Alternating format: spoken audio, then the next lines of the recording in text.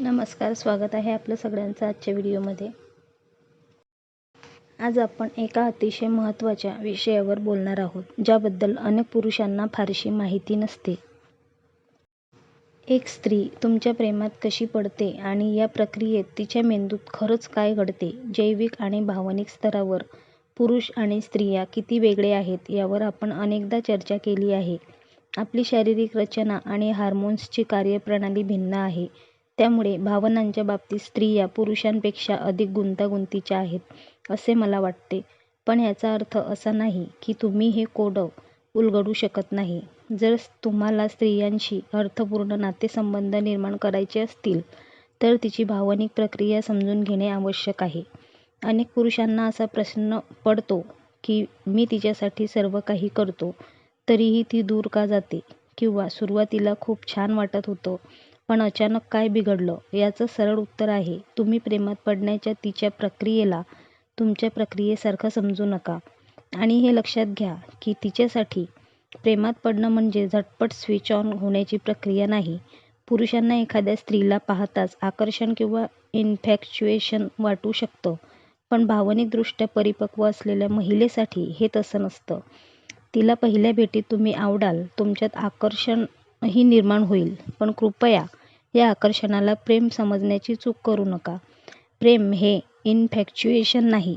तर मग प्रेम कसं विकसित होतं? प्रेमात पडणे ही स्त्रियांसाठी एक हळूवार, थर दर थर विकसित होणारी प्रक्रिया आहे. हे तुमच्या पहिल्या भेटीत नाही, तर काही आठवड्यांच्या तुमच्या उपस्थितीत घडतं.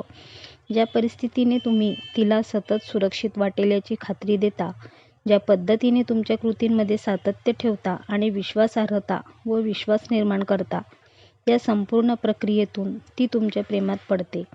तिच्या मेंदूची रसायन आणि मज्जासंस्था तुमच्यापेक्षा खूप वेगळ्या पद्धतीने कार्य करतात.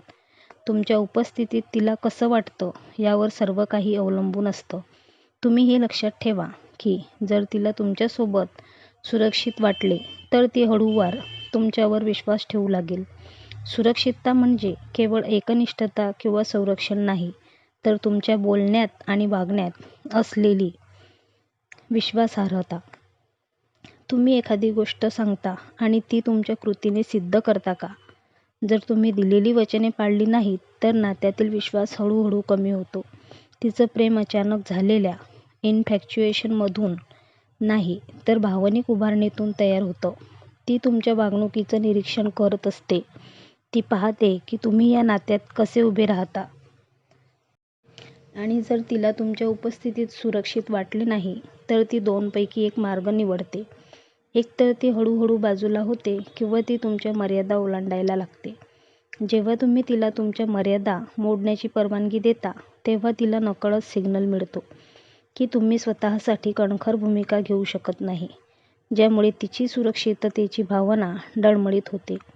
आणि हे सगळं घडवून आणण्यात एका अत्यंत महत्त्वाच्या हार्मोनचा रोल असतो, ऑक्सिटोसिन. प्रेम, जवळीक आणि बंध निर्माण करण्याच्या प्रक्रियेतील हे महत्त्वाचे हार्मोन आहे, ज्याला बॉन्डिंग हार्मोन म्हणूनही ओळखले जाते. भावनिक जवळीक वाढवताना ऑक्सिटोसिन रिलीज होतं. म्हणजेच जेव्हा तुम्ही मनापासून बोलता, डोळ्यांमध्ये पाहता किंवा एकमेकांना स्पर्श करता. पण इथे एक महत्त्वाची गोष्ट आहे, तिच्या सिस्टममध्ये ऑक्सिटोसिन तेव्हाच रिलीज होऊ शकतं जेव्हा तिला तुमच्यासोबत खरोखर सुरक्षित वाटेल. जेव्हा तिला एक पुरुष म्हणून तुमच्या नेतृत्वावर विश्वास वाटेल.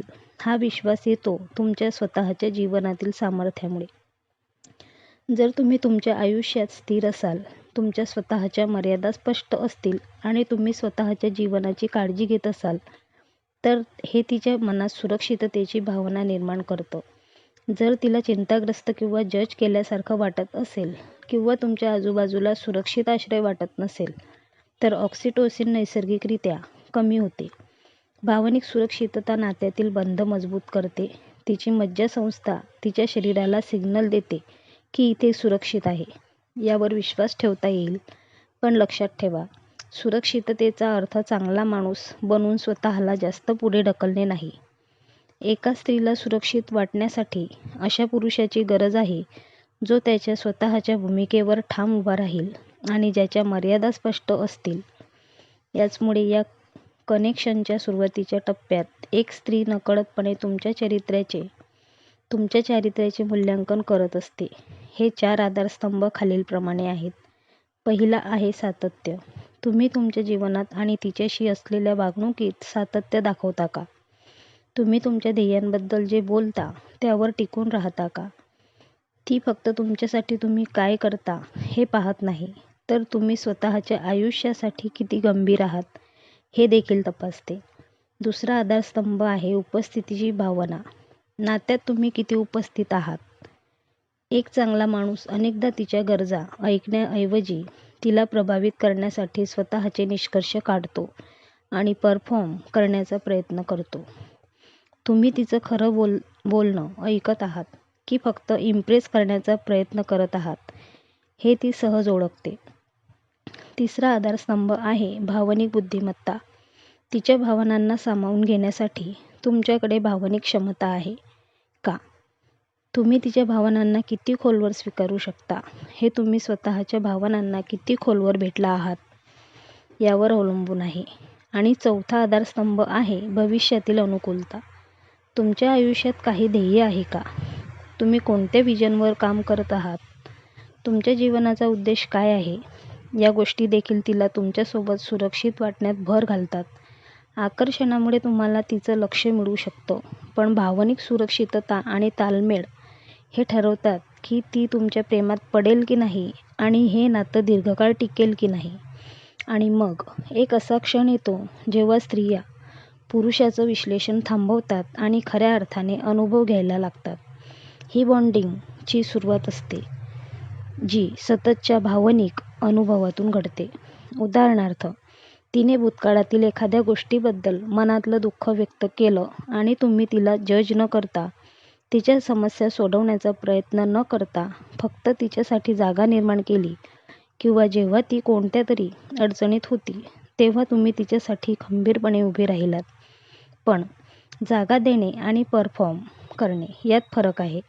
कृपया तुम्ही तिला विचारण्यापूर्वीच तुमच्या संपूर्ण जगातील सर्व सुख, सर्व भेटवस्तू आणि सर्व काही देण्याच्या मोडमध्ये जाऊ नका. नात्याला पुढे नेण्यासाठी तुम्हाला संतुलन राखणं आवश्यक आहे. सुरुवातीच्या टप्प्यात एक पुरुष म्हणून तुम्हीही हे पाहिलं पाहिजे की तिच्याकडे तुमच्या भावनांना सामावून घेण्यासाठी भावनिक क्षमता आहे का? जेव्हा तुमच्या मनात असा विचार असेल तेव्हा तुम्ही ती माझ्या आयुष्यात हवी आहे का याचा न्याय करत असता. या सगळ्या प्रक्रियेत एक चूक अनेक जण करतात, ती म्हणजे स्त्रीला नात्यात घाई करणे किंवा तिच्यावर दबाव आणणे हे कधीच यशस्वी होत नाही. जर तुम्ही जास्त कठोर प्रयत्न करत असाल तर ती दूर जाईल. दबाव टाकल्यास प्रेम विकसित होत नाही. नात्याला श्वास घेण्यासाठी आणि नैसर्गिकरित्या विकसित होण्यासाठी वेळ द्या. जास्त तीव्रता आणि ताकद तिला असुरक्षित वाटू शकते. कोणताही गोष्ट खूप लवकर आणि खूप जास्त प्रमाणात असणे हे नात्यासाठी एक धोकादायक क्षेत्र आहे.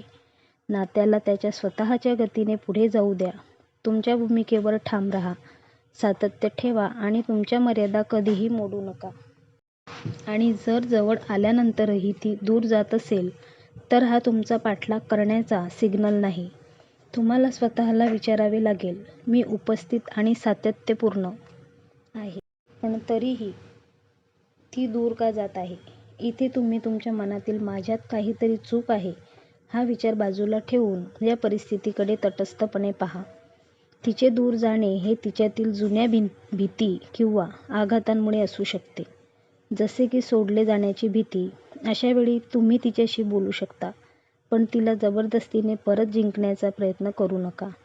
जर तिच्यात खोलवर मानसिक जखमा किंवा आघात असतील तर ते तिचं काम आहे, तुमचं नाही. तिला ठीक करणं ही तुमची जबाबदारी नाही. ती एक प्रौढ व्यक्ती आहे आणि तिची परिपक्वता ठरवेल की ती स्वतःवर काम करणार की नाही. तर या संपूर्ण प्रक्रियेत तुम्ही तिला सुरक्षित कसे वाटू द्याल?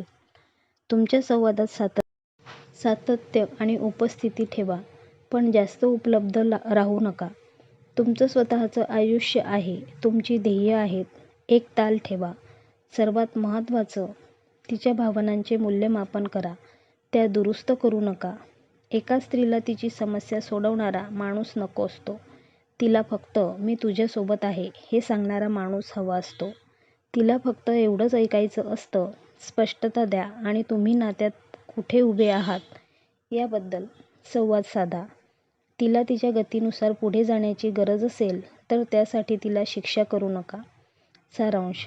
स्त्रिया फक्त आकर्षणाने प्रेमात पडत नाहीत, त्या प्रेमात पडतात तुमच्या उपस्थितीमुळे, तुमच्या सातत्यामुळे, तुमच्या जीवनातील सामर्थ्यामुळे, तुमच्या वैयक्तिक मर्यादांमुळे आणि तुमच्यासोबत तयार झालेल्या भावनिक सुरक्षिततेमुळे.